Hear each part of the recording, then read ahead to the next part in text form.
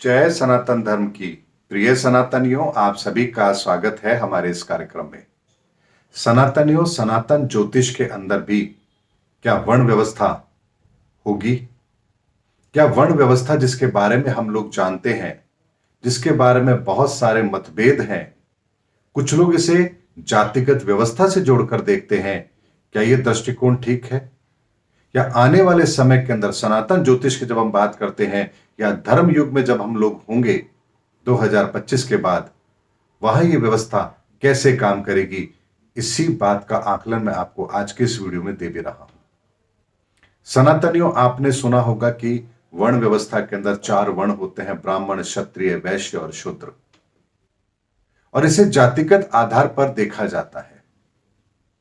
लेकिन मैंने आपसे कहा है कि हर चीज के 3 प्रकार होते हैं। इसी तरह से इस वर्ण व्यवस्था को भी आपको 3 दृष्टिकोण में देखना पड़ेगा। और वो 3 दृष्टिकोण क्या है, इसी के संदर्भ में आज आपको मैं आकलन दे रहा हूं। सनातनियों, हमारे शरीर के अंदर भी, ऊर्जाओं के लेवल पर भी यही वर्ण व्यवस्था काम करती है। वो कैसे काम करती है, इस बात को जरा समझिए।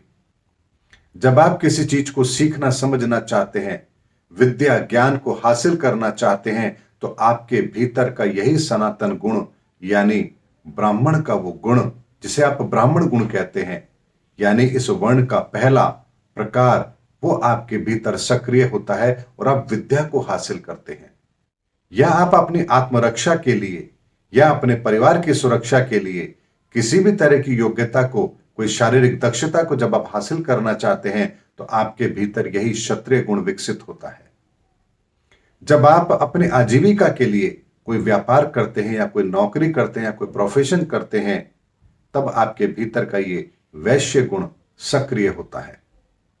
और जब आप अपने घर की व्यवस्थाओं को बेहतर रखते हैं, अपने शरीर को स्वच्छ रखते हैं, साफ सुथरा रखते हैं, अपने घर को बेहतर रखते हैं, तो यहां आपका शूद्र गुण सक्रिय होता है। और यही चारों वर्ण आपके भीतर ऊर्जाओं के लेवल पर भी सक्रिय होते हैं। जब ये चारों गुण आपके भीतर ऊर्जाओं के लेवल पर सक्रिय होते हैं, तो इनमें से कोई एक गुण ऐसा होगा जो आपके लिए बहुत ही सहज होगा। जैसे कुछ लोगों को पढ़ना लिखना बहुत अच्छा लगता है, कुछ लोगों को शारीरिक दक्षता यानी मेहनत वाले काम अच्छे लगते हैं, तो कुछ लोगों को व्यापार अच्छा लगता है, तो कुछ लोगों को सजावट करना, घर की साफ सफाई, कोई क्रिएटिविटी से संबंधित काम, उनको वो अच्छा लगता है। अब आपको जो अच्छा लगता है, ये किस कारण से लगता है? आखिर इसके पीछे भी तो कोई कारण होगा। तो यहां इस चीज को हम ज्योतिष के आधार पर समझते हैं। तो ज्योतिष के अंदर जो 9 ग्रह हैं, उनको भी हम वर्ण व्यवस्था के अंदर ले सकते हैं। जैसे मंगल है मेष राशि और वृश्चिक राशि, या मेष लग्न और वृश्चिक लग्न मंगल प्रधान है। ऐसे में वो व्यक्ति शारीरिक दक्षता को हासिल करने में सहजता महसूस करेंगे। वहीं कन्या या मिथुन राशि के लोग या मिथुन या कन्या लग्न के लोग, उनके अंदर व्यापारिक गुण बहुत सहजता से विकसित होगा। तो वो लोग वैश्य जगत के अंदर जाकर के, यानी उससे संबंधित कार्यों के अंदर दक्षता हासिल करते हैं। धनु और मीन लग्न है या धनु और मीन राशि है, तो ऐसे व्यक्ति किसी विद्या को हासिल करने में बड़ी ही सहजता के साथ अपने आप को पारंगत कर लेते हैं। यहां उनके अंदर ब्राह्मण गुण सक्रिय होता है। उसी तरह से कुछ लोग केतु के कारण से या शनि के कारण से, अर्थात मकर और कुंभ राशि के लोग, ये वो लोग होते हैं जो हमेशा दूसरों की भलाई या इस समाज के अंदर समानता रहे, इस उद्देश्य से अपना कार्य करते हैं। तो यहां उनका शूद्र गुण यानी कि बेहतर व्यवस्थाओं का गुण उनके अंदर विकसित होता है। सनातनियों, इसी तरह से हर ग्रह किसी न किसी गुण को आपके भीतर विकसित करता है, और उस ग्रह के, उस ऊर्जा के आपके द्वारा दुरुपयोग के कारण से ही आप उस ऊर्जा के प्रभाव से वंचित रहते हैं। और इसे ही हम कहते हैं कि आपकी कुंडली के अंदर ये ग्रह आपके पक्ष का नहीं है या आपके लिए फलदायी नहीं है। ग्रह हमारे लिए श्रेष्ठता का कार्य करते हैं, लेकिन हम स्वयं अपने कर्मों के आधार पर इन ग्रहों को, इन ग्रहों की ऊर्जाओं को अव्यवस्थित करते हैं, जिसके कारण से उस ग्रह से संबंधित जितनी भी योग्यताएं हैं वो हमारे अंदर क्षीण होती चली जाती हैं और हम उनसे प्रभावित होते हैं, या हमें अपने जीवन के अंदर उनसे संबंधित जो गुण विकसित होने चाहिए उसमें हमें कामयाबी नहीं मिलती है। और ठीक इसी तरह से जब कोई गुण आपके भीतर है और वो गुण आपके अंदर विकसित हो रहा है, तो आप उस क्षेत्र के अंदर अपने आप को औरों से बेहतर बना पाते हैं। तो यहां आपकी योग्यता फिर समाज के लिए भी काम आती है। और थर्ड स्टेज पे जाकर के फिर यहां वर्ण व्यवस्था लागू होती है, ब्राह्मण, क्षत्रिय, वैश्य, शूद्र। आप अच्छे विद्वान हैं, पढ़ाई लिखाई में आपका मन लगता है, तो आपको आपके पसंद के अनुसार पढ़ाई लिखाई का कार्य, समाज को शिक्षित करने का कार्य दिया जाता है, वेदों का पठन पाठन और उसका ज्ञान समाज को देने का कार्य दिया जाता है। यहां से आप उस वर्ण के अंदर आते हैं जहां कहा जाता है ब्राह्मण। आपकी शारीरिक दक्षता, आपकी फुर्ती, आपकी योग्यता समाज की सुरक्षा के लिए है। यहां आपको एक अलग व्यवस्था दी जाती है, सैनिकों के रूप में सेना के अंदर, पुलिस प्रशासन के अंदर। यहां आपका वर्ण हो जाता है क्षत्रिय। आप व्यापार में बहुत अच्छा कर रहे हैं, आपका अर्थव्यवस्था के अंदर अच्छा योगदान हो सकता है, आपका वो गुण आपको सहजता देता है, तो यहां आप जिस वर्ण में शामिल कर दिए जाते हैं उसे कहा जाता है वैश्य। और यदि आपका रुझान व्यवस्थाओं को बेहतर करने में है, लोगों की भलाई करने में है, परमार्थ में है, आप कहीं भी कुछ गलत देखते हैं, आप अपना बिना निस्वार्थ भाव के अपना वहां श्रम देने की कोशिश करते हैं, उस चीज को बेहतर करने की कोशिश करते हैं, यहां आपका शुद्र गुण है, तो आपको सामाजिक व्यवस्थाओं के अंदर शामिल कर लिया जाता है। ये बहुत उच्च कोटि की व्यवस्था है। और मैंने कहा ना, ये वर्ण व्यवस्था तीसरे नंबर पर आती है। सबसे पहले आपके व्यक्ति के स्वयं के जीवन के अंदर इन गुणों का विकास होता है। उन गुणों का विकास ग्रहों के आधार पर होता है, और ग्रहों के आधार पर जब उन गुणों का विकास होता है तो समाज के लिए इसकी व्यवस्था की जाती है। इसके पीछे यह कारण था कि वर्ण व्यवस्था किस तरह से सक्रिय की जाती है, लेकिन इसे जातिगत व्यवस्था के रूप में हमने समझना शुरू कर दिया और यहीं से सारे मतभेद शुरू भी हो गए। और ऐसा नहीं है कि यह चीज हम जानते नहीं है, समझते नहीं है। हम जानते हैं, समझते हैं, लेकिन हमारी भावनाओं के अंदर ऐसे विचार शामिल कर दिए गए हैं जहां ब्राह्मण, क्षत्रिय, वैश्य, शूद्र को लेकर के हम जातियों में बंट गए हैं। आज भी विवाह समारोह के अंदर आप देखिए, चाक पूजन होता है, कुम्हार आता है, मटका लेकर आता है, पूजा होती है। जो आपके घर के आसपास सफाई व्यवस्था में लगे हुए कर्मचारी होते हैं वो आते हैं, उनको भी कुछ उपहार दिया जाता है। यानी आप अपने शादी समारोह के हर रिचुअल्स को देख लीजिए, वहां कोई ना कोई समाज का वर्ग उसमें शामिल जरूर होगा। अगर वर्ण व्यवस्था के अंदर किसी को अशुभ माना गया तो फिर इस विवाह समारोह के अंदर उनको शामिल क्यों किया जाता? लेकिन सनातनियों, एक ऐसी व्यवस्था थी जो बहुत पवित्र हृदय के साथ, सनातन के साथ जोड़ करके समाज को बेहतर बनाने के लिए शामिल की गई थी। लेकिन जिन्हें हम पर राज करना था, उन्होंने हमारी हर अच्छाई को बुराई में बदलकर हमारे सामने पेश किया है। तो क्या वर्तमान के अंदर आज वर्ण व्यवस्था नहीं है? सनातनियों, आज भी समाज के अंदर वर्ण व्यवस्था है, लेकिन ब्राह्मण, क्षत्रिय, वैश्य, शूद्र वाली नहीं है। किसी और तरीके से व्यवस्था आज शामिल है।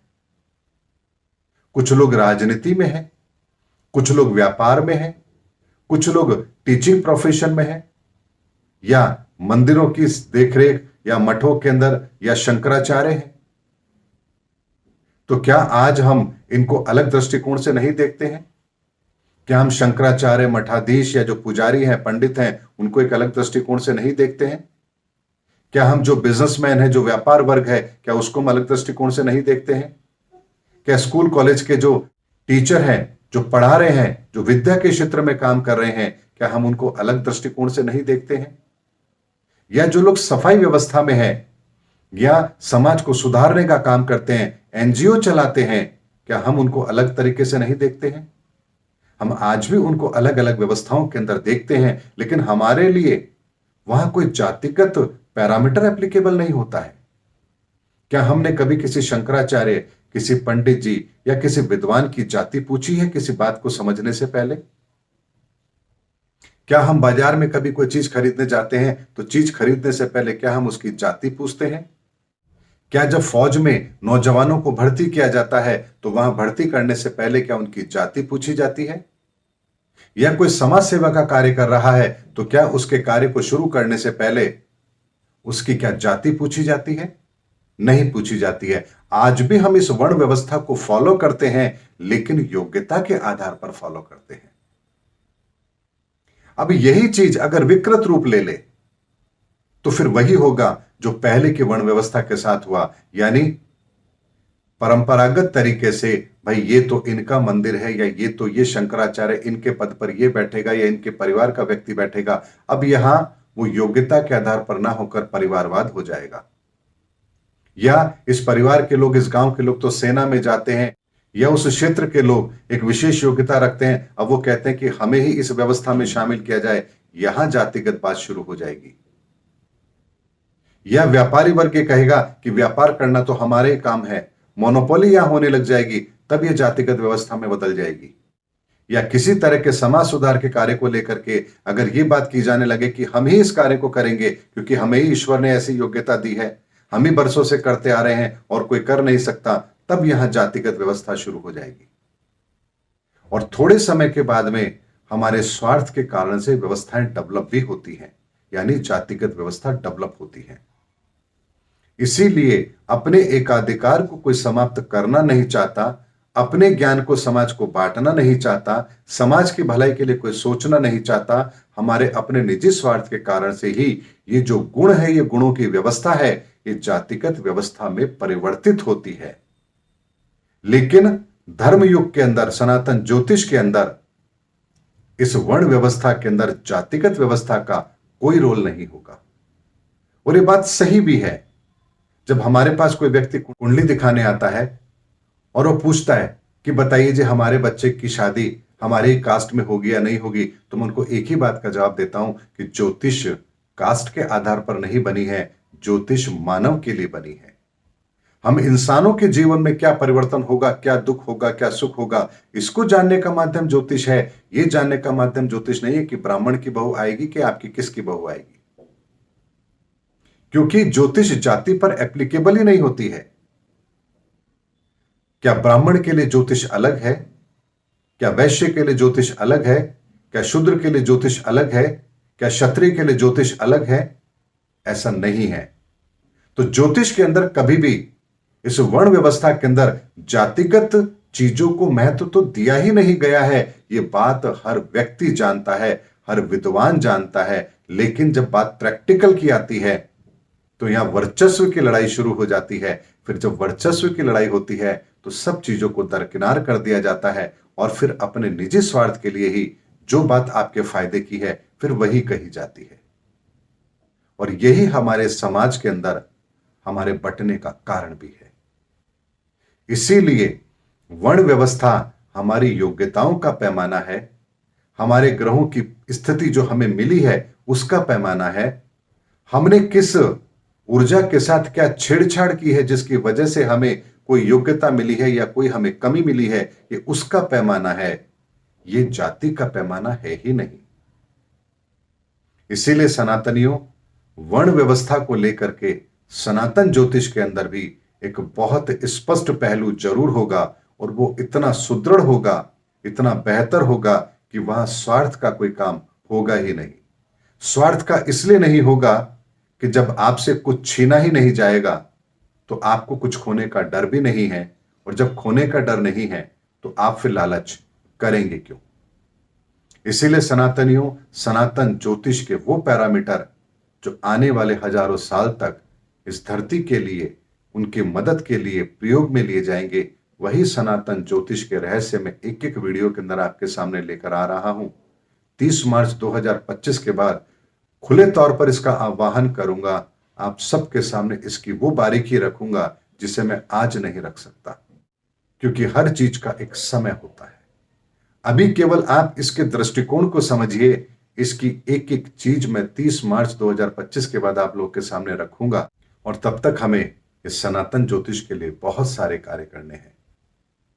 इसीलिए सनातनियों, अपने जीवन में हो रहे बदलाव को महसूस कीजिए, इस प्रकृति के बदलाव को महसूस कीजिए। जानवर सबसे पहले इस प्रकृति के बदलाव को महसूस करता है और आप देखिए कि वर्तमान के अंदर जो जानवर हैं उनकी प्रतिक्रियाएं बदल रही हैं। इसीलिए जानवरों ने तो इस प्रकृति के बदलाव को महसूस कर लिया है, मौसम भी उस बात की गवाही दे रहा है, लेकिन हम इंसान अभी तक इस प्रकृति के बदलाव को समझ ही नहीं पा रहे हैं। लेकिन हम समझे या ना समझे, बदलाव तो होगा, परिवर्तन तो होगा और हमें उसे स्वीकार भी करना पड़ेगा।